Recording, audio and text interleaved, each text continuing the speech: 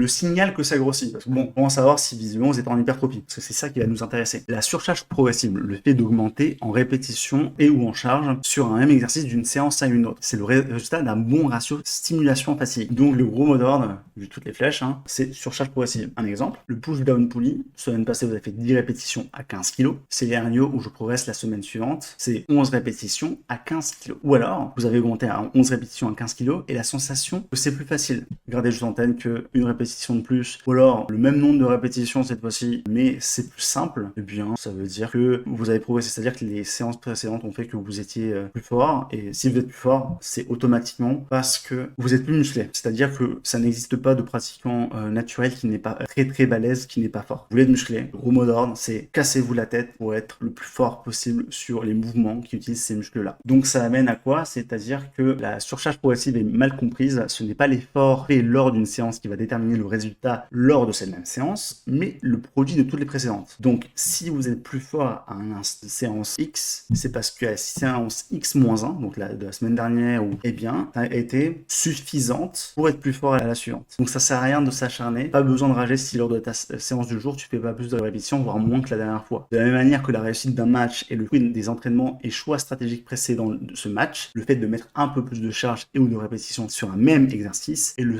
fruit des entraînements passés. Donc, phase de mais pourquoi la barre ne se lève pas? Pourquoi est-ce que mon programme est bien dosé? Il s'est rien passé depuis la dernière fois où j'ai fait cet exo. Rappelez-vous un petit peu ce côté un peu Age of Empires, c'est-à-dire que vous placez vos pièces, ça marche pas. C'est peut-être qu'il y a quelque chose qui précédemment, un coup précédent, n'a pas été fait. Donc on va trouver un moyen de rectifier. Voilà.